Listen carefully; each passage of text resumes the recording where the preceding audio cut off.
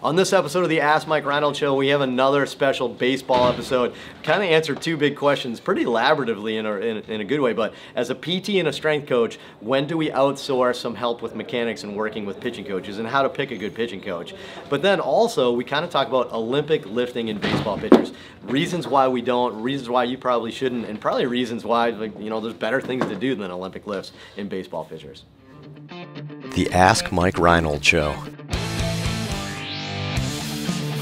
Helping people feel better, move better,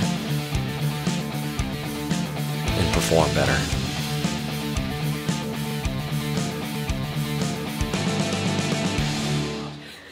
Welcome back, everybody, to the latest episode of the Ask Mike Reinold Show. We have another special baseball episode.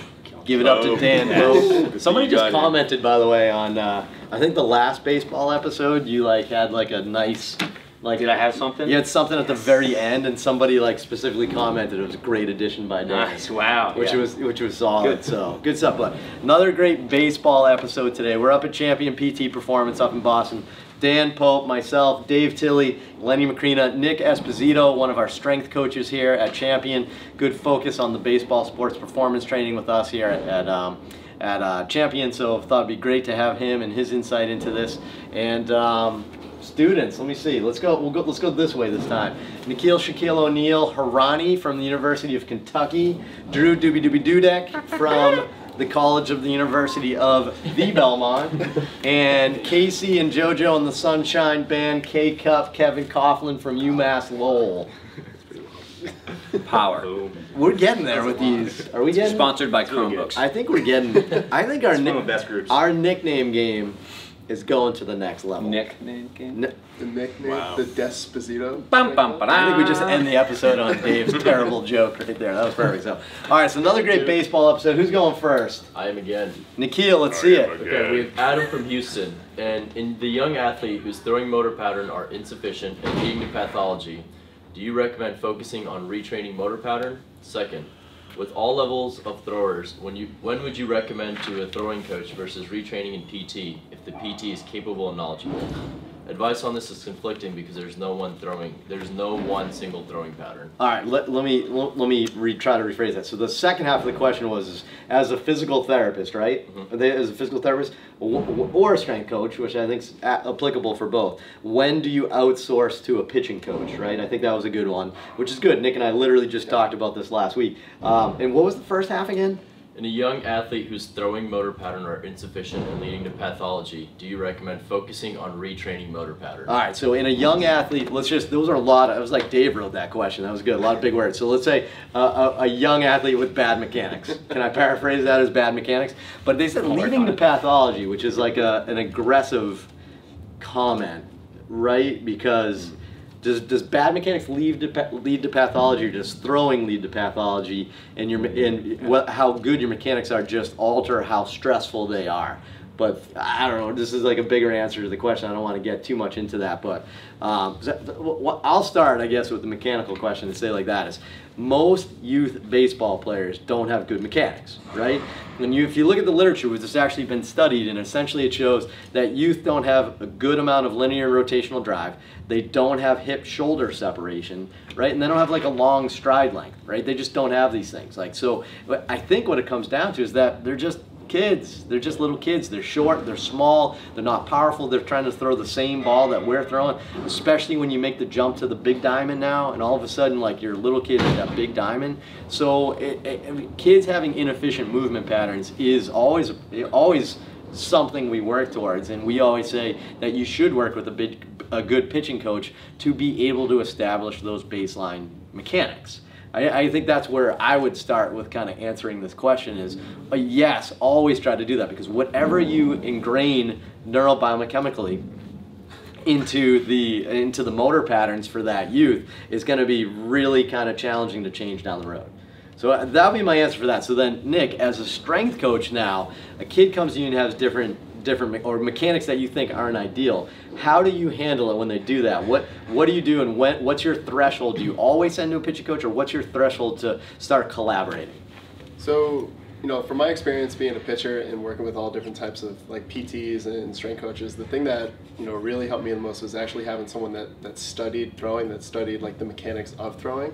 So like I was pretty fortunate to have some pitching coaches over the years that actually understood separation and understood stride length and stuff like that. So I think it's going to come down to, you know, is the strength side going to overlap into the throwing side, and are we collaborating in agreement? I think that's the bigger aspect too, because, you know, you can get a lot of egos involved in that world, and it becomes, you know, who is, you know, teaching the right thing, who's, you know, being counterproductive versus being productive, and then the last thing you want to do is put that athlete in the middle of that stuff. Right, that's a good point. So a couple of tidbits I got from that was, one is that, you know, try to establish a relationship with at least one coach that you can communicate with, because you share ideas, you share ethical ideas, like how to handle kids, how to not burn out kids, stuff like that. But maybe you also have some skill based, you know, like commonality, you know, of where you kind of have an agreement of how you should train kids. So I like both of those. So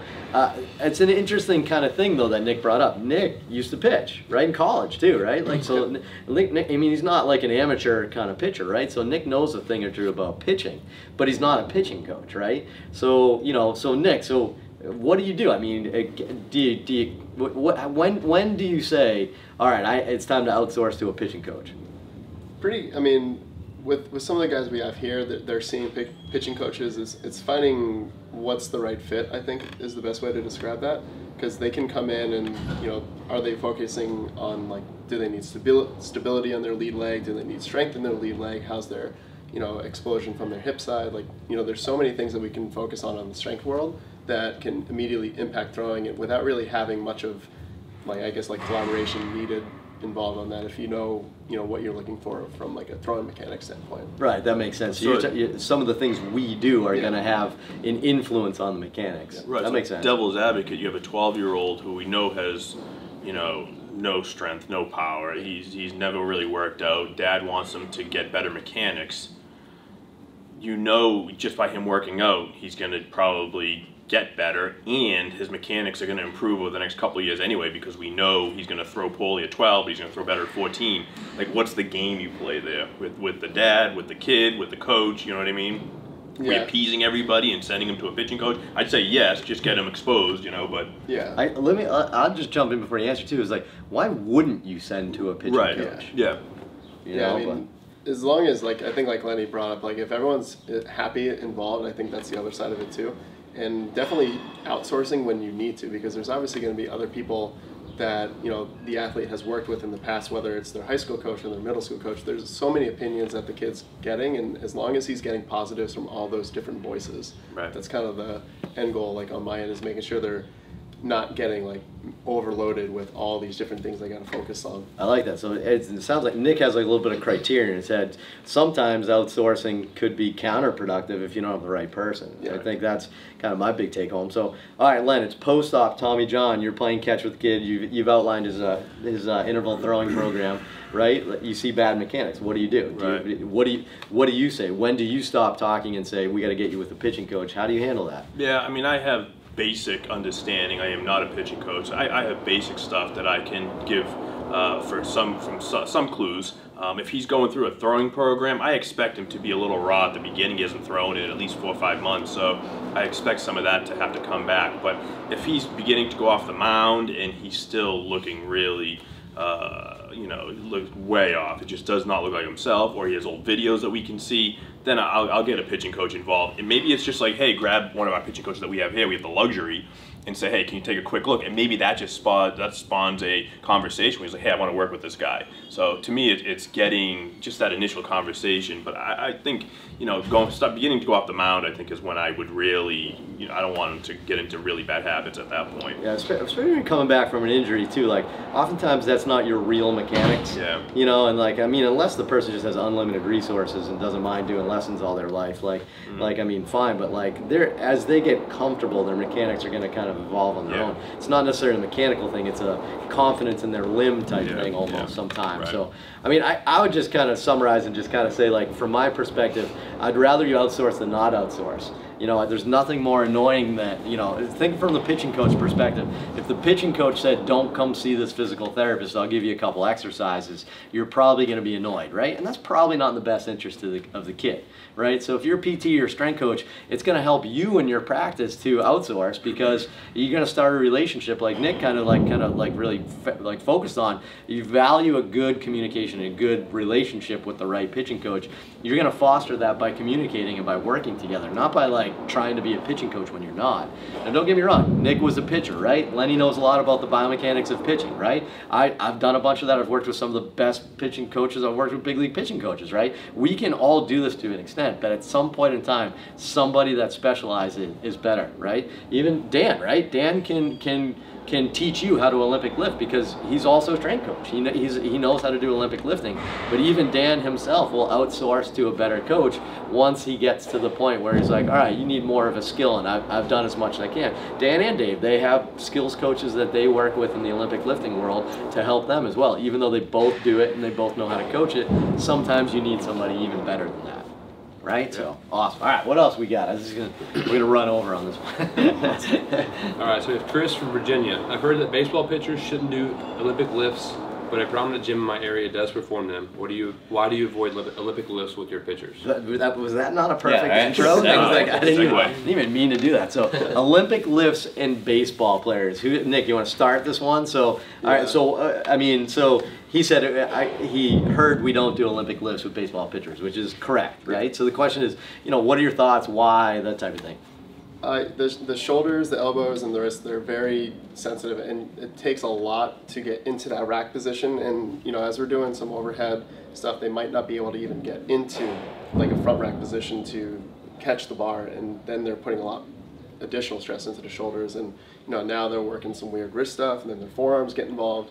Now you're throwing a throwing program into that. Maybe they're throwing max effort. Where are they at in their season? And then, you know, you could just be doing more damage than harm, you know, in the short term and long term. Right, that's a good point. So now Dave, so everyone, it's kind of funny. We've seen now some Tommy Johns in Olympic lifters, not baseball players. Yeah, true Olympic that have, because you get in that rack position, theoretically nobody's going straight sagittal plane. There's a valgus stress that happens like as you kind of get into that position. It's funny, Dan and I were just talking about this. We're going to do probably a Facebook Live soon, because we've seen a rapid increase in the number of people we've seen for partial UCLs or like major medial elbow like blowouts but not quite surgical candidates. And we see this in people who are doing Olympic lifting all the time, you know, CrossFit athletes that are at the regional and games levels. And, you know, if you look at the way that Olympic lifting demands, you know, Chad Vaughn, who's a good friend of ours, you know, a lot of people promote 2 finger widths outside of the shoulder and then elbow elevation. Which, don't move. You know what that is? That's like a milking sign to test for UCL tears. Right. And so you got to realize that this is just like another skill that Olympic lifters typically have very congenitally lax people from like the age of 5 doing like these movements, not loaded, but like they learn these patterns from a very young age. And if you don't develop the laxity and the comfortable ability, just like throwing, you don't develop the layback. If I try to throw, my elbow and shoulder hurts immediately because I don't have the same biomechanical like advantages that people have. It's horrible. Olympic lifting, right? It took me 5 years before I could do it comfortably without like a lot of discomfort in my elbow, my wrist from gymnastics. I just developed a lot of adaptive stiffness. So I think that, like Nick had said, there's many other ways you can get the same end goals, and I think that nobody knows the biomechanics of Olympic lifting to the point that Dan and I are looking at like medical concepts and rehab and stuff. So we're finding as we treat these more people, we see some big patterns about things that are concerning, like wrist stiffness and shoulder motion getting made up at the elbow. So sorry. One thing I was just going to say about the front rack is that there's so much variation between people. You know, we talk about variation in people's ability to squat. It's definitely there. But for the front rack, if you get a room full of 10 people, there's going to be all different levels. People are like, oh, no problem, this is easy. And some people are not even close. So there's a lot of variation. Well, we're really focused on the front rack. Are there other positions that you can do or break it down so you're not getting into this position but still do Olympic lifting type movements?